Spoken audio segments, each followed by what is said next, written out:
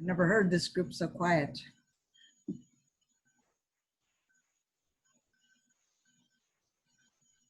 I think we're safe to start. Okay. We stay unmuted, right? Yeah. Oh no, we want to be muted, right? Right, until we speak.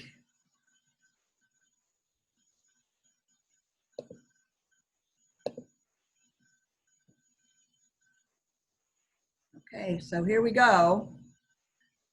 Welcome everyone. I'm Gabrielle Buckley, Director of the Anna Gannon Center for Women in Leadership at Loyola University and the Mundelein College Alumna. We're delighted that so many of you can join us today for our Careers in COVID program.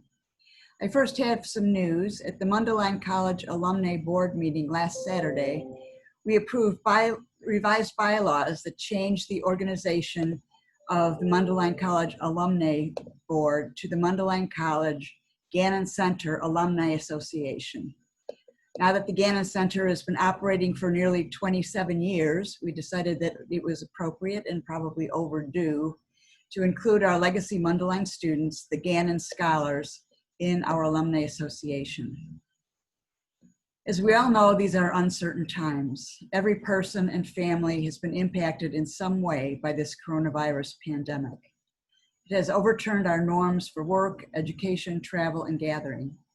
In the midst of this, our students and newer graduates face a tougher world out there. Many offers of employment and internships were rescinded, employed graduates furloughed. However, many opportunities do exist and have opened up during this crisis.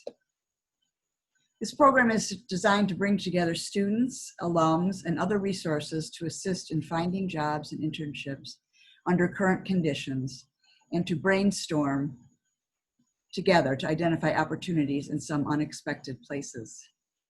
We have a terrific panel for you. Joining us today will be Dr. Megan Anzelk, a graduate of Loyola's College of Arts and Sciences and Northwestern University. As head of data and analytics, a recently created global and firm-wide role at Spencer Stuart, Megan is responsible for building and implementing a strategy and roadmap to advance the data and analytics capabilities at Spencer Stuart, one of the world's leading global executive search and leadership consulting firms, specializing in chief executive, board director, and senior executive roles. She learned how to navigate an uncertain job market during the 2009 recession when she graduated with a PhD in physics. Joining us from Loyola is Bridget Peterson. Bridget leads a team within Loyola's Career Services that creates communications and special event pathways for recruiters to connect with students and alumni of Loyola University Chicago in all schools and colleges, with the exception of the law school. She also launched and currently manages the marketing internship program within Student Academic Services.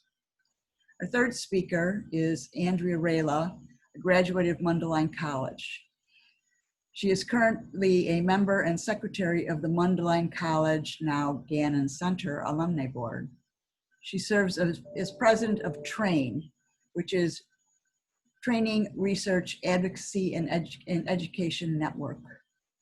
While with the Cook County Board of Appeals, Andrea helped launch a robust government internship program that has been carried over to her private practice. Andrea A. Rayla and Associates is a tax consulting firm and recipient of the Better Business Bureau Torch Award for Marketplace Ethics. She also places our Gannon Scholars in internships within her own firm. So I want to just mention that you should use the chat function to ask questions and post potential positions. Our speakers will address questions during and after the program, and Bridget and her team will put the opportunities and links into the Loyola Employment Database. So without further ado, I would like to welcome Megan to present our Careers Within COVID program. Thank you, Megan. Thank you. Thanks so much for having me, and I'm really happy to be here. So I thought it would be helpful to tell you a little bit about myself and my career journey coming out of graduate school, since when I finished at Northwestern, that was the last terrible time to be looking for a job. So I at least empathize and have some understanding of what many of you are probably going through. I started my career in insurance. I did data science and analytics in the insurance industry for about a decade after finishing my PhD in physics. And then I came to Spencer Stuart 2 years ago to build out their analytics function to figure out how to leverage the data we have to better predict information about people's careers and service our clients and candidates with better insights. Next slide. So just a little bit about while I was at Loyola, I found that I really loved research while I was pursuing my major in physics. I had an internship through the Gannon Center in atmospheric chemistry and found I really liked research and learning about the world through experimentation. I had summer internships at both national labs in the Chicagoland area, Fermilab and Argonne. And so I wanted to do a more in-depth and longer research project, which led me to doing a PhD. On the next slide.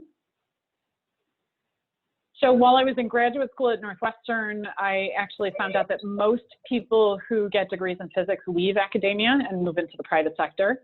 And a couple of years before I finished my PhD, I started exploring potential career paths in a couple of ways. So one was by doing informational interviews, so basically a 30-minute Q&A with individuals about their career paths and what they were doing.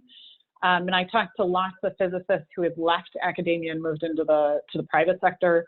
I used alumni databases, professional organization membership databases, LinkedIn, and my own network as ways to identify people to then reach out and sort of ask for an informational interview. I also started finding mentors. So for me, being in a scientific field, sort of in a STEM area, places like ISTI can be a good resource. But I actually had a mentor through MentorNet. And then there were a few others that helped me as well. And again, using some of the same resources as I use for informational interviews. So alumni directories and LinkedIn to try to find people who might be able to give me a bit more of their time and expertise on a particular topic that I wanted to pursue. I also worked quite a bit with University Career Services. So I know Bridget will be talking about some of that next. I found that to be a really helpful resource, both in starting to think through potential career paths and what was out there, understanding career guides that were available as a resource, and then further in my job search journey as I was trying to identify what the appropriate salary was and how to negotiate a job offer, University Career Services was very helpful to me. Next slide, please. So another thing that I spent time doing as I was considering career paths that I have done at each juncture in my career is to do some self-reflection on what's most important to me and what I'm looking for. And so these are just a sample set of questions you can use, but I have always found that these are really helpful in both figuring out what I want to do, as well as narrowing out things I don't want or companies or opportunities that I don't think are the right fit for me. So thinking about both what I enjoy doing and what I don't enjoy doing, what components of a company's culture and teamwork are important to me, as well as very practical realities of how much money I want to make, where I want to live, how I want to be able to live, are important considerations as well, I think. And then also being a bit more expansive about what could I do, and if I could pick anything, if money and time were no object, what would I spend all of my time doing, and who would I work with? So these questions might be helpful as well as you're thinking about next steps for yourself. On the next slide. So in terms of how I went about trying to find and apply for jobs, so I did this through as many ways as I could think of. Career fairs was one, and I did both in-person and virtual career fairs. For me, as a PhD in physics, this was actually really good practice at explaining what a physics PhD was to someone who is not technical in background, to typically a recruiter or someone from the HR department of the organization. I was pretty terrible at that when I started, and so the practice was good for me, and I got better at it over time. I used job boards as a way partially to research what kinds of things were out there, figure out, again, what might not be a fit for me, and then look through the wording in the job descriptions to identify what was really important to that employer and how might I be able to translate the skills and experience that I brought to those things that they were clearly highlighting through the job description that were important to them. I also tried to use my network as much as possible. So I talked to contacts I had through friends and colleagues and family who worked in industries that I had an interest in. I basically told everybody who gave me 5 minutes that I was looking for a job and what kind of job I was looking for, and how I thought, asking if they knew people I could talk to and meet. When I started sort of in graduate school and my first, looking for my first job, my network was pretty narrow. It was a lot of other physicists and then friends of mine and family. Of course, over time, my network has grown, so that makes it a little bit easier. But I think it's very typical that when we're students, we have pretty narrow and small networks, and that's okay. But I found even that was very helpful to me. And then finally, I would sometimes be contacted by recruiters, or maybe I would reach out to them. But anytime a recruiter contacted me, even if it was a job that I had no interest in or in a city I didn't want to live in, I would always respond. My thought was, if I at least say thank you for reaching out and I'm not interested, but maybe I can recommend someone, that at least I was building a little bit of a relationship, a little bit of goodwill. And I've done this throughout my career, and then it's been easier when I've been in search of a job to go back to some of those recruiters and say, I know that the last time we talked, the role you had in mind wasn't a good fit, but I'm actually looking again. I'm in the market, and I'm wondering if you have or have come across any roles that are like this, right? And then describe what I was looking for. So that has been helpful to me over time. On the next slide. So there's 2 slides to this because there's a lot that goes into it and a lot of time and effort. So I really spent a lot of time applying and on my job search. For me, it was important to make sure I stayed focused and dedicated time every day, so sort of building some routine for myself. I found at times that it was very frustrating, disheartening, sometimes overwhelming. I think that's also pretty common. Nobody really enjoys trying to find a job, and most of the time it's not a lot of fun. So if it feels that way to you, at least know that everybody else feels the same way. I also did try when I could to ask for feedback about why I wasn't selected or wasn't chosen to move on to the next stage. And sometimes that feedback I disagreed with, but I would still try to listen to it and say, okay, if they think I don't have this skill, then I need to think about how I can communicate that skill better next time in the next conversation I have with a recruiter or a hiring manager. And then I applied some more. So for me, my personal experience was that it took me about over 6 months to find a job. That included about 300 applications to jobs, attending about a dozen job fairs, eventually narrowing down to 6 interviews, which led to 2 job offers. When I tried to negotiate, one of those job offers was rescinded. So actually it was really only 1 job offer, and that was the job that I took. So for me, it was a long process and a lot of rejection. The benefit to some of that was that I got lots of practice at explaining why my skills were valuable and how I might be able to help. And that got better over time, and that helped me be more successful in my job search as I went on. So, and I think on the next slide, that might be it. Yep, so I just wanted to give you a flavor of what I've been through, and I'm happy to answer any questions anybody has. My email address is on the slides. I'm happy to be contacted if you have questions later, and I'm looking forward to the rest of the discussion. So I will turn it over to Bridget. Thank you. Thanks, Megan. Great stuff. And I'm going to sort of sprinkle in some of the things you talked about because I think they were very valuable points. So yeah, let's get started. Go to the next slide. Yeah, there we go.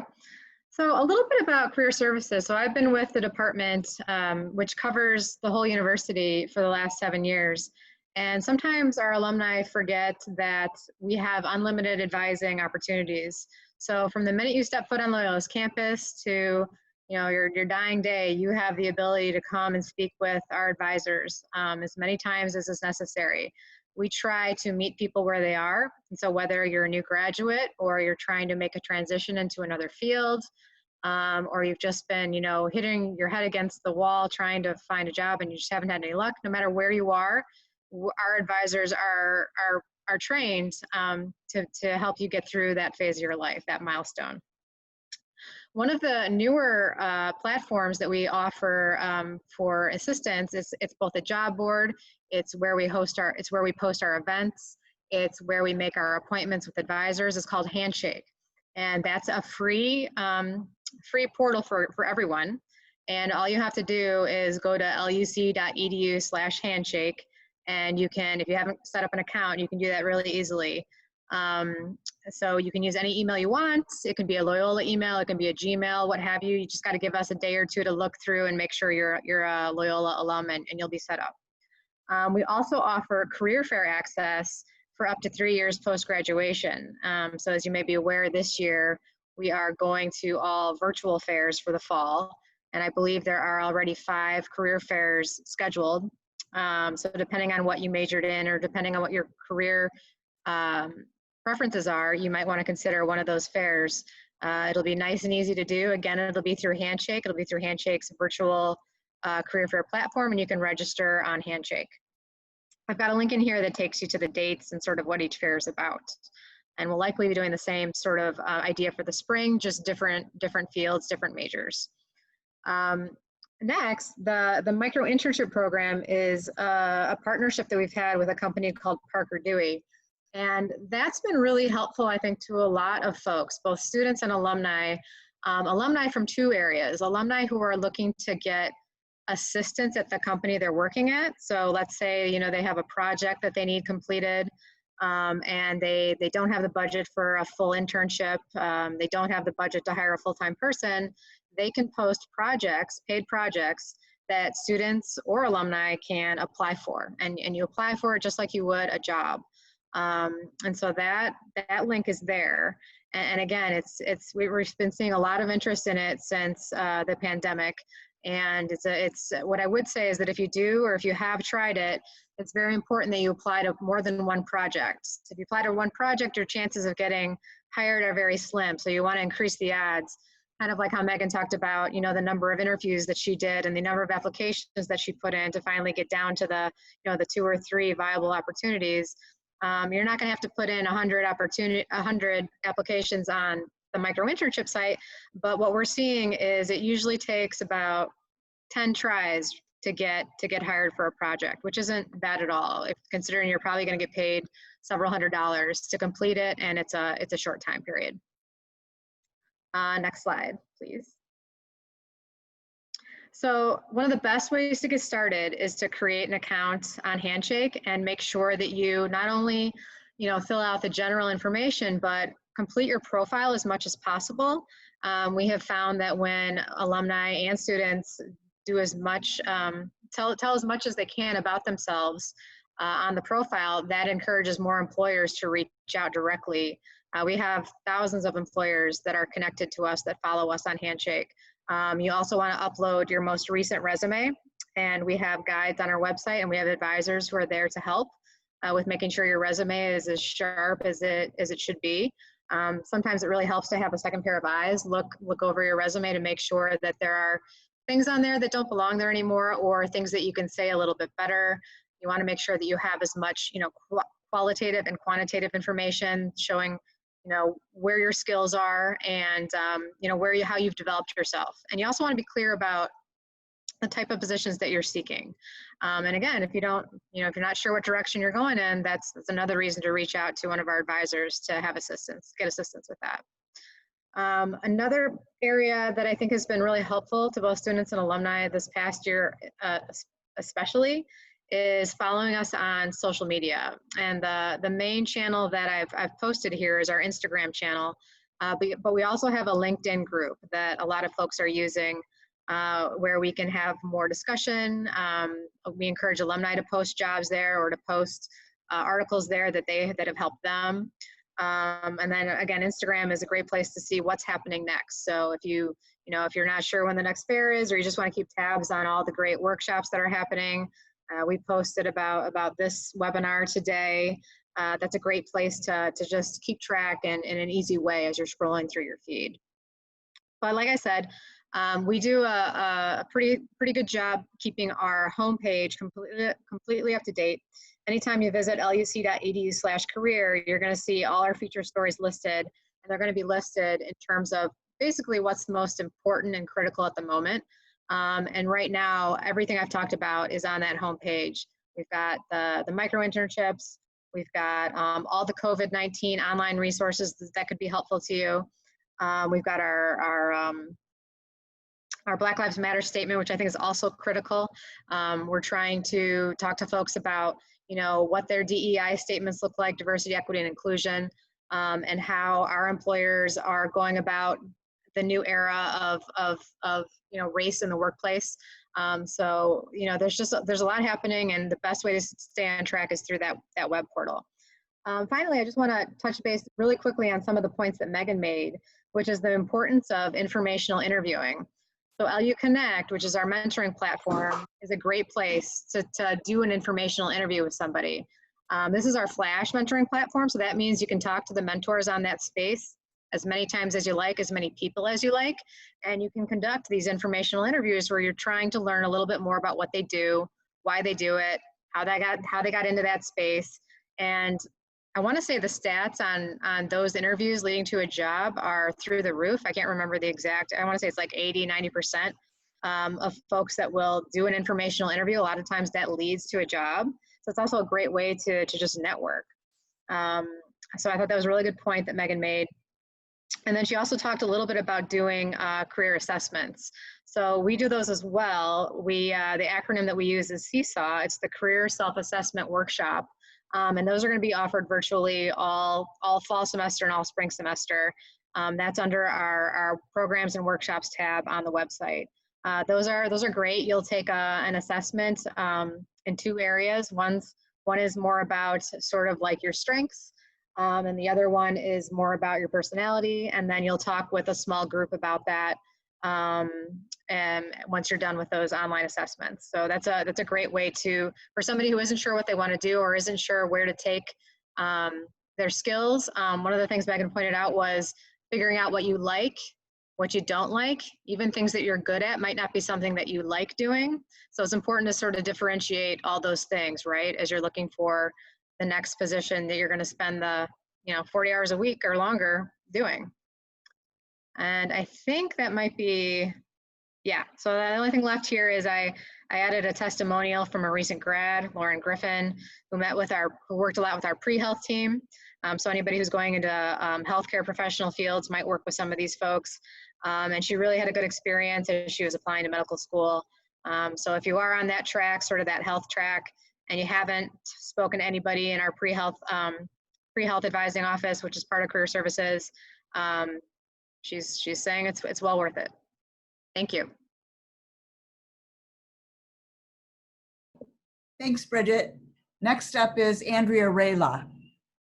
Hi, thank you so much for having me on the panelists. I'm coming through as an employer who has long had internship programs with my company. I want to talk about the opportunities there.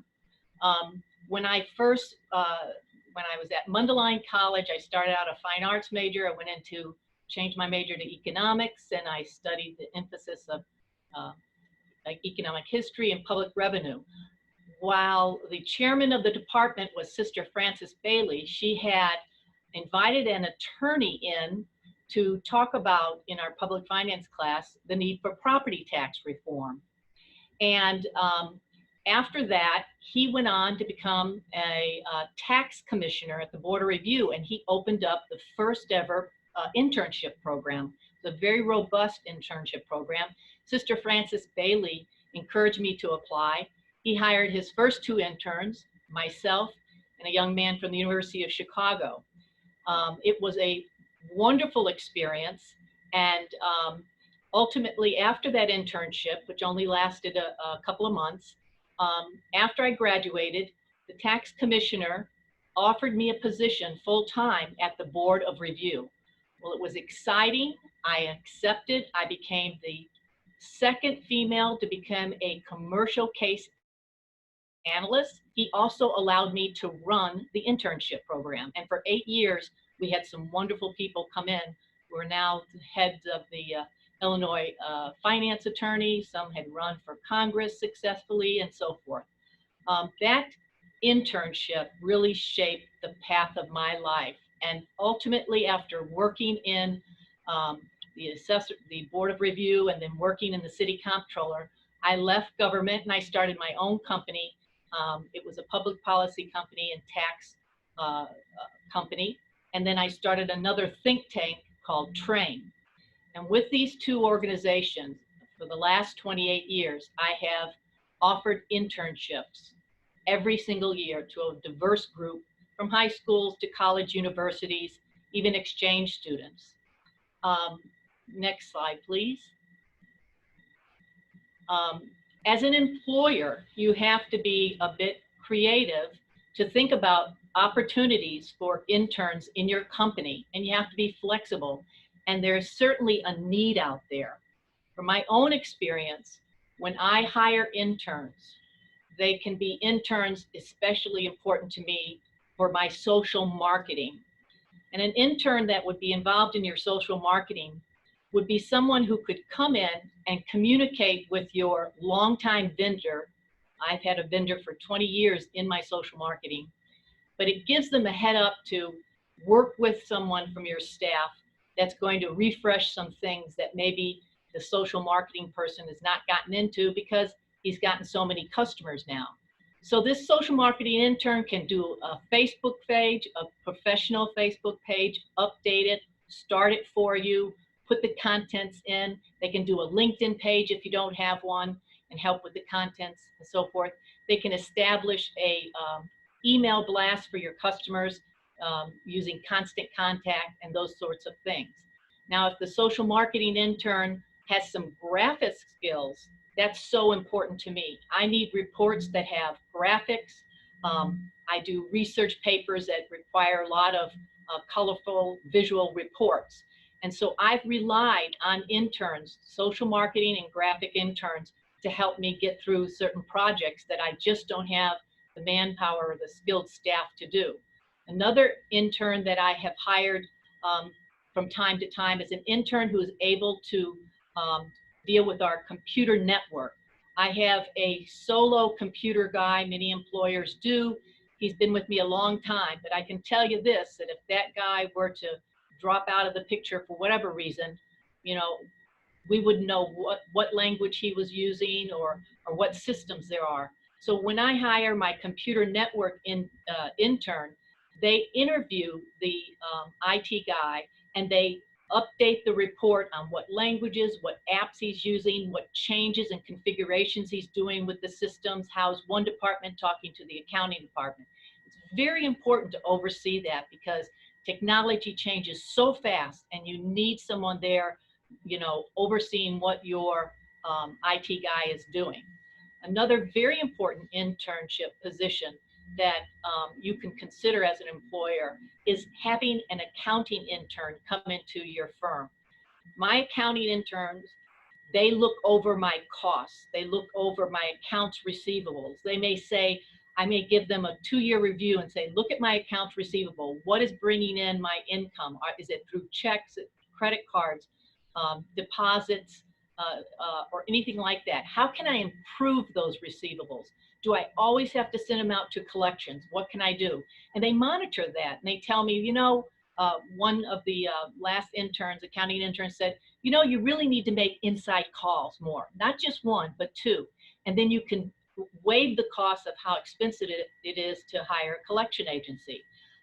They bring fresh ideas, these interns, and that's what's important. You need to have these interns that are often very savvy with technology, and that's what I've gained through the intern experience that I've had. Can I have the next slide, please? We also, as employers, are very engaged. Oftentimes, we may sit on a board or a commission, or we are members of a chamber of commerce. This is an opportunity to help other interns that you may hire that are there now or that you want to hire to help you continue with these activities. I can't always go to a Chamber of Commerce meeting. I can't go and see the webinars. Sometimes I can't even have the time to review their online emails. I've had my interns go to the webinars or go to the meetings, take very important information, new county ordinances or city ordinances. I've had them tell me about rebates for COVID issues. Then I've had them also be on board to a commission that I have been on for 10 years. I belong to a commission called the Cook County Commission on Women's Issues. And their mission is to promote the welfare of women and girls in such issues like employment and public health and the justice system. I'm constantly having to go to meetings or there's a public forum that we always do. There's also educational seminars. I can't do it alone. I hire out from the Gannon Center, the Gannon Scholars, and I usually have one or two help me through the 3-month process that the commission is so busy.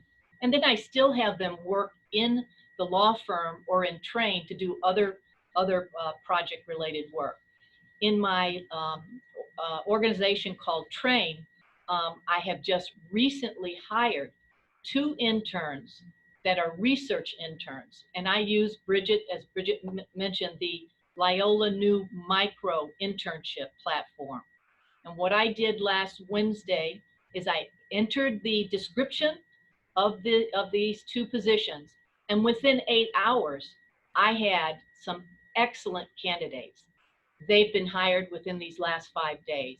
I reposted another position and there's a hire from that. So I think that's a terrific platform for employers to consider. These are projects that can be 20 hours, 40 hours or longer, but they're project related and it's important to offer those opportunities. Can I have the next slide, please? Again, once you get an internship position, and you know it's only project oriented and it's going to be gone in 40 hours, look at your employer's organization. You know, what are they lacking and supply that value. Suggest things to that employer. And these are some of the things that you can look at and that you're probably very familiar with, but to know about them, because sometimes you have a new employer or employers that are working more remotely and they have staff that are not at the office or unskilled. You know those items, you can introduce them to the employer, and you may have another week or 2 with that organization. Can I see the next slide, please? Well, these are additional resources that you can use to help you along your way. But I just want to emphasize one thing as a business owner and having had interns from Loyola and having interns for the last 28 years. My business has run better, more efficiently, with greater tech savvy, more competitive, and I have saved costs because I hire interns on these special projects. So I'm on the cutting edge because of these young interns that come in, they're tech savvy, and they really give us a head lift. So I encourage people to, who are employers, to think creatively and think about hiring interns. Thank you. Okay, Andrea, I just wanted to ask one question. I know that you've offered a lot of internships, but can you talk about some of your prior interns and what they've been able to go on to do? Oh, absolutely. We had some fantastic interns the last 2 years. One of the interns, or 2 interns, were from the Gannon Center, and both of them were economic majors. Both had to work on a very important study called the foreclosure cluster study that ABC News picked up on and did a 4-minute study. And they had to download tremendous amounts of data from the assessor's computer and look at foreclosures. And then they put this report together, and it got great coverage, and it propelled legislation. It actually changed legislation, and they were able to put that on their resumes. And both of these women are now employed at one is at a financial firm, and another one is at a strategic firm. And the other person that was with us, they are from Loyola. They weren't in the Gannon Scholars, but she went on to become an attorney. But she worked with me, and I was working through a campaign that she was just a lead on. And she did a lot of legal writing and research. Even though she didn't have a law degree, she got it. And she is now in one of the best legal schools in the country.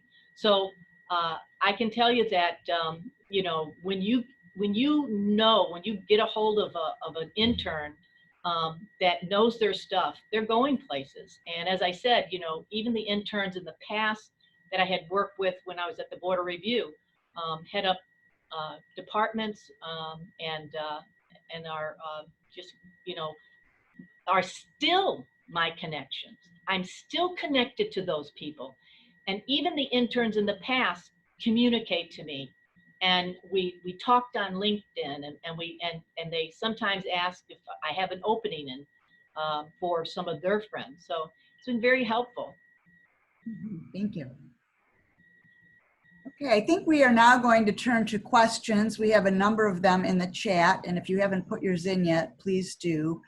And Jory and her colleague are going to have been going through the questions as they've come in, and are going to be conducting the traffic of questions as we go forward. So some have been put together because they're similar, but many answers have also already been put into the chat by our speakers. But please go ahead and let's open it up. Great. So a first great question came in to talk more about the benefits of a mentor. So Megan, if you want to take that one on. Yeah, so just quickly for those that don't know a little bit about the difference between an informational interview and a mentor. So informational interviews tend to be short, typically one-off conversations or via email that's more of a Q&A. And I put in the chat a link to one resource on informational interviews, and Jory, I think, or Bridget, you put in the one for Loyola. So there's some other resources there to get suggested questions to ask and so on. So informational interviews tend to be kind of a quick conversation to learn a bit about somebody's career path or position, and then from there you probably want to do some more research. A mentorship, on the other hand, is typically a longer extended period of time and diving more deeply into one or more topics. So for example, topics that would be applicable to mentors are, I'm not sure if I want to manage people or continue to be an individual contributor. I need help thinking through the trade-offs of those two options and how to explore and how to figure out for myself which one is a better fit for me. Or perhaps, you know, how do I negotiate for a raise? And this is the situation I'm in. This is a bit about the players involved and the context. How might I go about negotiating for a raise that will be the most successful for me? So deeper topics that you can't cover in sort of a 30-minute conversation are typically the ones that are covered in a mentorship. And depending upon how the mentorship is structured, some have sort of formal boundaries around how long they go. Others are up to the mentor and mentee. I've had some where I've been both mentee and mentor at different points. I've had some that were a couple of weeks and others that have lasted years. So it's really up to the people involved to determine what makes the most sense. So hopefully that helps answer that question.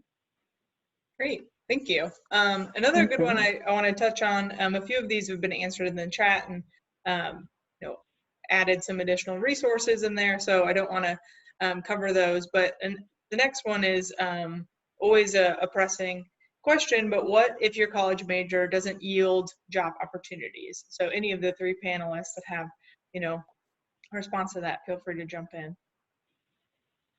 I could jump in really briefly. I think this is a very individual question. However, I think a lot of students graduate in degrees that are less specific, right? So if you didn't graduate with an accounting degree, maybe your degree is in history or psychology, and you don't want to become a history teacher or you don't want to become a psychologist, there are a lot what we call transferable skills that all of you have, that we really recommend that you position yourself. So let's, one example of a transferable skill is, somebody who is good with Excel. So, somebody who's got the analytical skills, right? So analytical skills are something that Andrea was talking about in some of the projects that she posted to the micro internship site. And analytical skills can be helpful across multiple positions in multiple industries. So you really want to play up those types of skills when you're applying to jobs, and you really want to pay attention to the job description. If you're at least 60% qualified and you're a new grad, that's enough to apply. If you're further along in your career, you need to be more like 80% qualified. Those are just some basic guidelines, but these are, if you've got questions like that, I think it's a really great idea to meet with one of our career advisors and sort of, take it from there in terms of narrowing down the opportunities in this market. I think another quick question to you, Bridget, would be, is it appropriate to put on LinkedIn that you're seeking a job? It is appropriate, sure. I think there's a button you can click on LinkedIn. You don't have to put that in your title necessarily, but you can list that so that when someone's reviewing your profile, they can see that you're open to opportunities.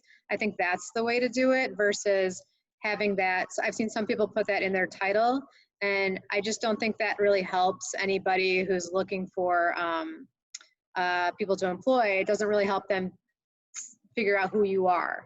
So I would say, click that when you're filling out your profile or updating your profile, click that you are open to opportunities and leave it there.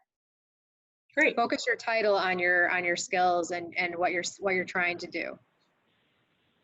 And just one additional quick comment on the LinkedIn piece. So totally agree with all of Bridget's guidance.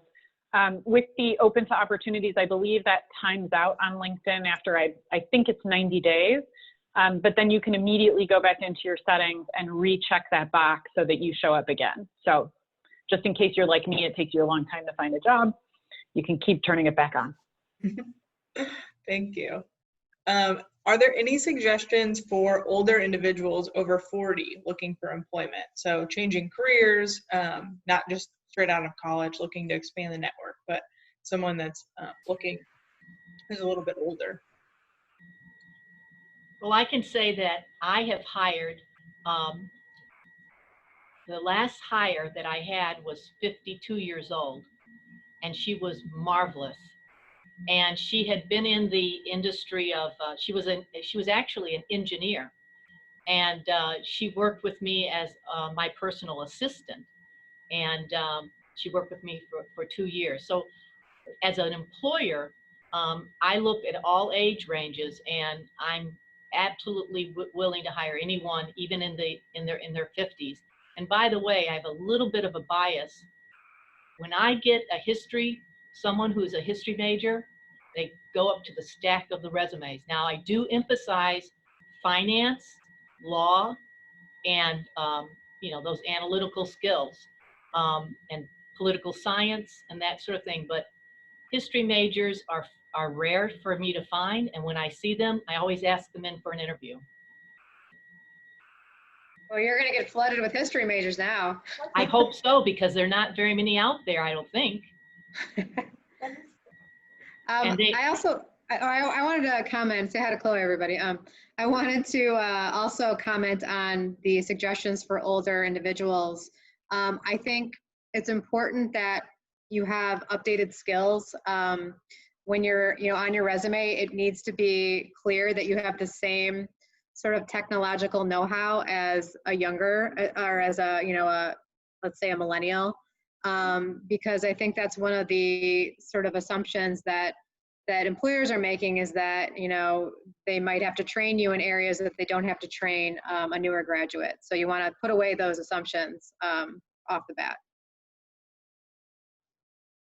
Excellent. Thank you. The next question is, if you're interviewing for a job that you're not necessarily interested in, but you're sort of,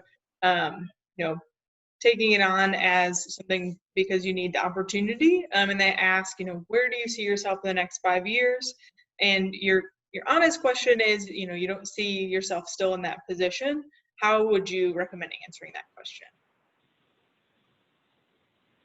Are they there interviewing with the employer at this time and just taking the interview on as an exercise?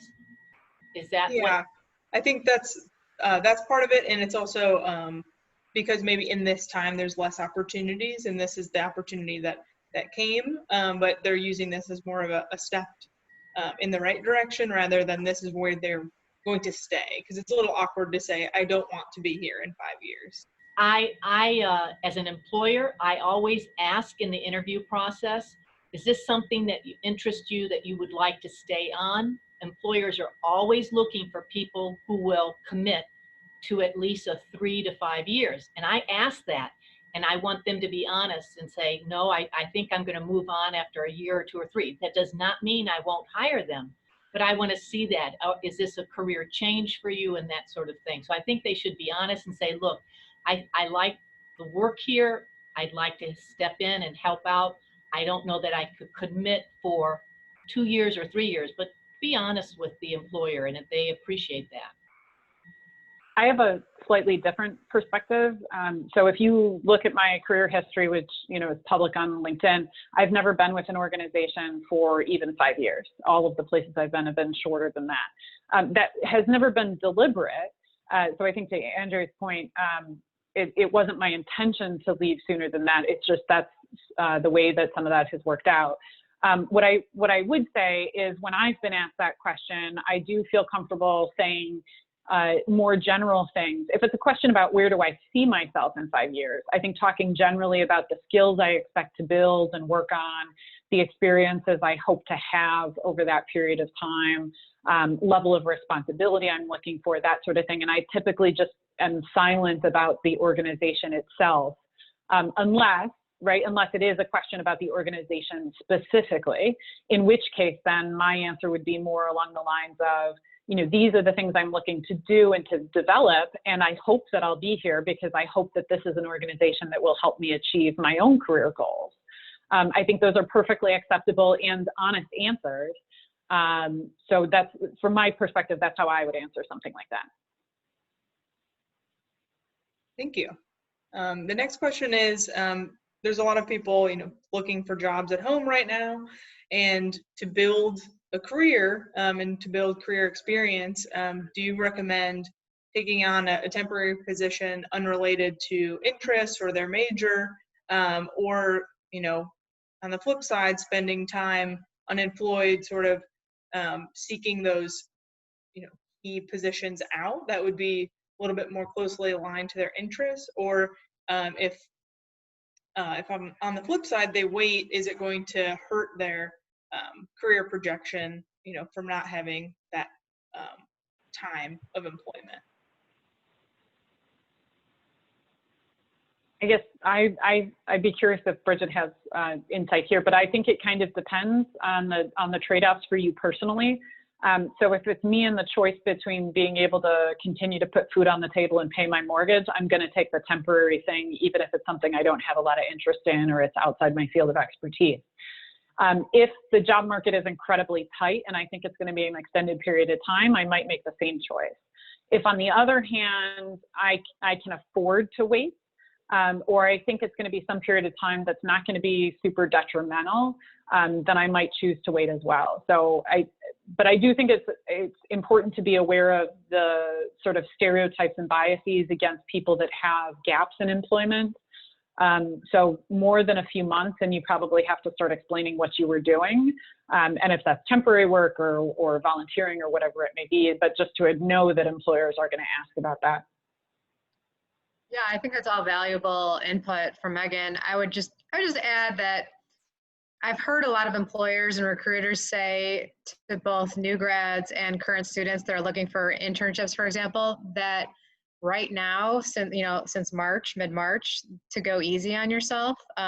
Employers are aware of how bad the current market is, and no one, anyone who sees a gap, from March to through today, it understands what's happening.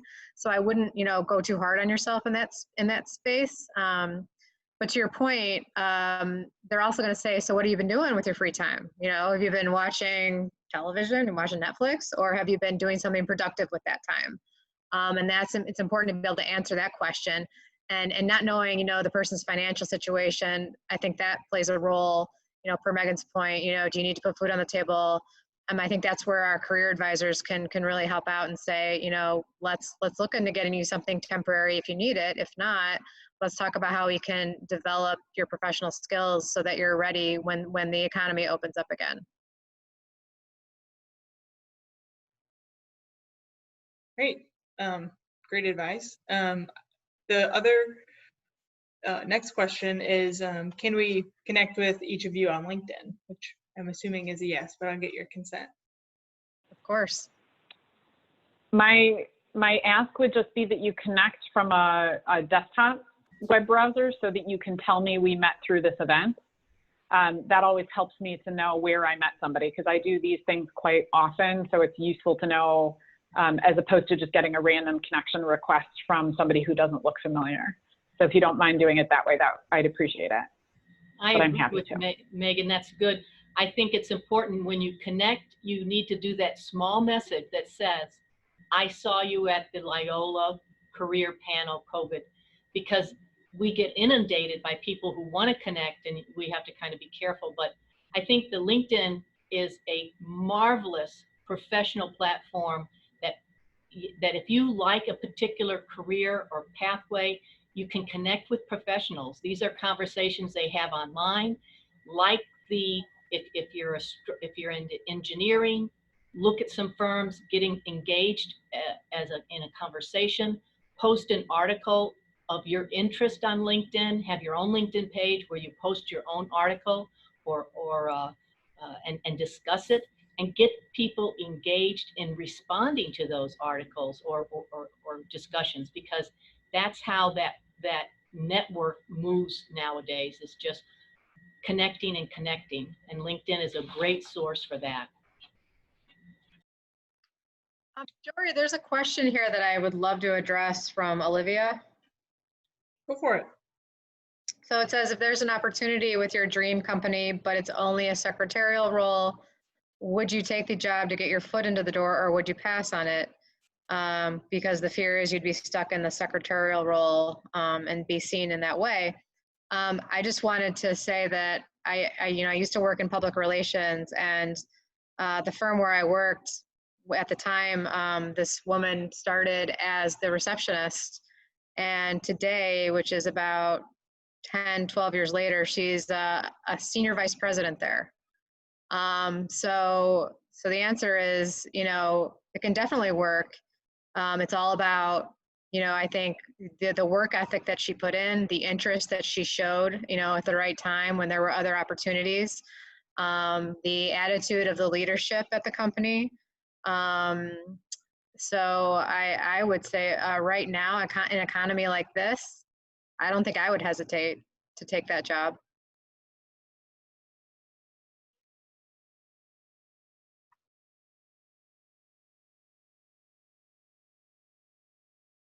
Yeah, thank you for that. I had a warning from someone that it may be I'd be maybe just seen as a secretary, not like me personally, but just sometimes I guess that happens. But I was told by the recruiter that after a year or so, like the benefit of the position is that you can see sort of like a 360 view of the company and then kind of choose from where you want to go from there. So, okay, thank you for the encouragement. Yeah, I think, it's about attitude, right? So let's say somebody walked into that role and they didn't take themselves seriously and they, didn't, just did the basics of the job, they probably wouldn't get out of that sort of perception of secretary in their own mind and in others' minds. But if you take a different attitude about it, there are so many success stories like that. I mean, I used to work with, he was once the editor-in-chief of the New York Post. He started off in the mailroom, so like there's a lot of stories like that of people who just really stuck to their guns and made a point of, like to your point, that's a job where you get to see this sort of all these different views of what goes on at the company and to learn from it and to sort of absorb it and then take your opportunity when it comes. Yeah, thank you. Yeah, I guess that reminds me of Michael Quinlan too, in that sense. Yeah, I Okay. don't even know that story, but that's great. He has the same story. Yeah, McDonald's. Yeah. All right, thank you. I appreciate that. I just want to fit in one more question. There seems to be a lot of interest for interns to be fresh out of school, being, low experience. Is there a way to find internships that are looking for interns at all levels of experience, and, how to find the appropriate types of roles to increase your skill set for that specific industry or, type of work, whether you're career transitions or you're looking for something a little bit new. Sorry, I'm not quite following the question. Is it in here? Yeah, it is close to the bottom. It's a question of, how do you look for internships that will take any level of experience, not just fresh out of college? Mm-hmm. So like students or a few years out of college? I think older, yeah. I mean, it might be looking for opportunities that are short-term project work, right, as opposed to full-time extended, right, where the expectation is sort of a multi-year role. So, I mean, there's, depending upon whether or not you have experience in the area in which you're looking, right, I think a lot of people who have experience that are looking for that, they sort of start their own LLC as a consulting firm, basically, right, or they're doing freelance work in that area, and which is effectively turning into short-term paid projects. So I don't know if that helps. Yeah, and I'm looking at I don't know if this is from Lydia. I wanted to provide some clarity on the sort of like, should you apply if you, Lydia's asking if she shouldn't apply to full-time jobs because she doesn't have the experience that they're looking for in terms of like 2+ years. I would not let that stop me, especially if you can point to any kinds of experiences that you have that you feel like qualify you. So maybe it's volunteer experience, maybe it's projects you've done. It could even be school projects that you've done, like team projects. And that's why when we're working with students on their resumes and new grads with their resumes, we are really honing in on what your experience is, whether it was paid or not.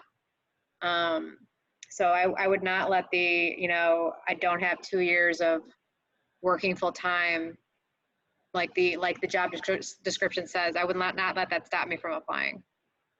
And I think in addition to Bridget's earlier guidance about applying, even if you have 60% of the qualifications, I'd say it's also important to know that there's a lot of research that shows that there's a gender difference in how we apply for roles. So men will typically apply if they meet half of the criteria. Women won't apply until they have 80 or 90% of the criteria. So just keep that in mind. There's lots of people applying who are effectively not qualified for the role. So there's not a lot of downside or harm to you as an applicant to apply for something that you think is a bit of a stretch. Can I add something to that? When I chose between 2 candidates, they were undergraduates and they were both very strong in their skills. They didn't have a lot of job experience, but they were strong. They were the skills that I wanted. The deciding factor for me was where they volunteered. And I looked at what they did in their volunteer, and that's how I made the choice between those 2 candidates. Well, I want to be cognizant of our time and thank everyone for all of your great questions. There's going to, be a lot more questions, and there's a lot of career uncertainty going on right now, but these 3 experts are sort of at your disposal. So definitely reach out to them if you have any questions. Connect on LinkedIn, follow social media, get plugged in so you know what's going on and know what all your resources are at your fingertips. But yeah, I just want to thank everyone again. Gabrielle, if you have anything else you want to add.